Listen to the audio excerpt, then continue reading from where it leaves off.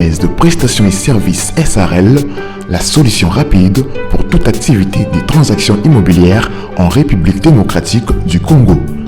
Vente, achat, gestion, estimation, mise en location des biens meubles et immeubles. Contactez-nous au +243 85 27 79 630.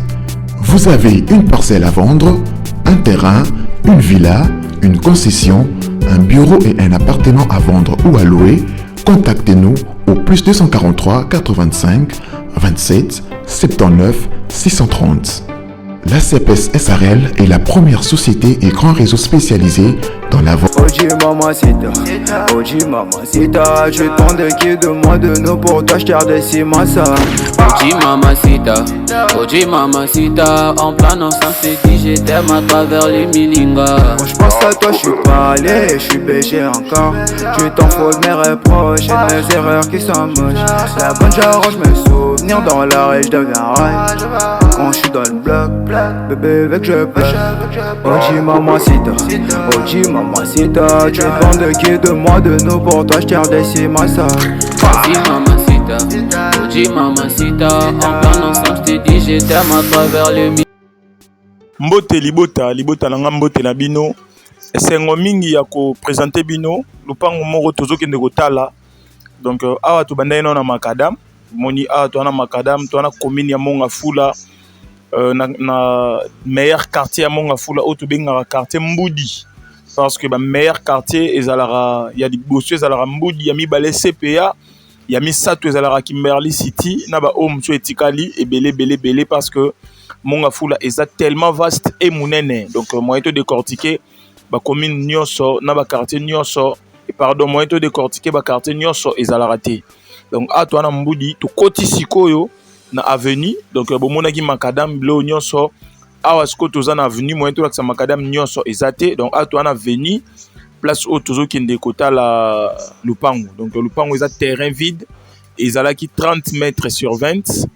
Basombi déjà parti mon 10 mètres sur 20 oetikali eza 20 sur 20 nde tozote kayango donc yango to tambola je crois que kalate tozokoma a tozana avenue place auto qui kota lupango donc Mbudi ezali so komi na kitambo magasin comme terminus ozui pompage so de mouton pompage comme terminus à pompage après sikoyo okomi omati ti orokoma na Mbudi.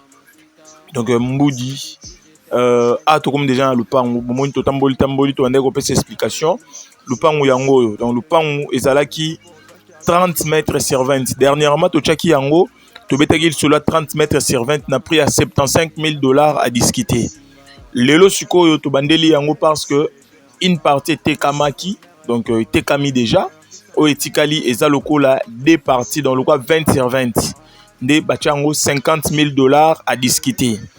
Possibilité peut y diviser un rôle sous par D ezali en fait comme ils a 20 mètres sur 20 donc on divise en 10 fois 20 10 fois 20 européen sabiso $25,000 à discuter pour 10 mètres sur 20 25,000 à discuter pour 10 mètres sur 20 mais ceux qui me donnent 20 sur 20 probabilité ezali mbala moko union so $50,000 à discuter.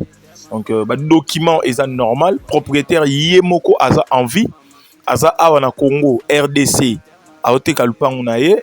Donc, Yango Achango Boy. Neka Tolobara toujours. Ceux qui vont monitorer Lupango na marché, c'est que propriétaire Aza Posa un bon. Parce que biso ba propriétaire au Bazalarake. Tota Ana, nous sommes été comme en tout cas, to Charabilo na bangote. Donc, so mon to Chebo, c'est que propriétaire azana posa vraiment yambongo dans le pango yango bon mon environnement awa toza à 4 minutes il y a fleuve Congo donc place toza awa lupango bon mon atola bleu après lupango elandi après toza na fleuve donc toza à ba pembeni il y a fleuve donc lupango to retenir que lupango etikali 20 mètres sur 20 bachango $50,000 à discuter bomoni quartier ndenge ezali environnement ndenge ezali accessibilité ndenge ezali dans le pan eza la place moko il y a bien eza un terrain marécageux bon mon akut environnement ndenge déjà ezali environnement yango moko ezo milobela donc wana a to bimi avenue yango avenue za asphalté donc na lobeza na béton bomoni liboso na béton mais à partir de lupango oyo batia béton te donc lupa avenue eza pe na terrasse au bomona na gauche wana mais esuka place lupango ebandi donc oyo elingi kolobaki soki moto asombi na moto oyo asombaki déjà une partie bomoni nde baninga basala lupango oyo à gauche oyo donc totiaka yango pe mais déjà ekenda donc je crois que bato bako reconnaître yango ndenge totie yango boye donc lupango oyo toteka eza oyo elandi 20 sur 20 nde tikali na $50,000 à discuter. Morcellement 10 mètres sur 20, $25,000 à discuter, $25,000 à discuter. Donc pour na oetikali, ba o ba vous intéressé to bengani na bandeli a to na commune ya Mongafula na Mbudi. Donc Mbudi emplacement est bien, macadam ezali, asphalte ezali, donc accessibilité 5 sur 5, environnement 5 sur 5. Donc le pan eza na ba qualité presque nyonso oyo ko senga ke etekama. Donc wana to bengani pour na kozwa rendez-vous kotala yango et puis kosolola. Donc tokanga ke $25,000 à discuter pour na 10 mètres x 20. Donc $25,000 à discuter, $25,000 à discuter. So lingo zo nyonso mobimba ndenge za wana 20 sur 20 wana $50,000 à discuter. Donc wana nga na suki awa le temps to bima montu bimi makadam le temps to poussa na tozwa motuka ebimisa biso ti Prince. Bonne chance à tout le monde pour na ba oba vous intéressé donc au bengi biso toujours rendez-vous au na bureau toke totali yango so sepel na yango to bengi propriétaire pour na négociation donc to kanga prix 10 mètres sur 20 $25,000 à discuter 20 mètres sur 20 $50,000 à discuter. Merci beaucoup, bye bye.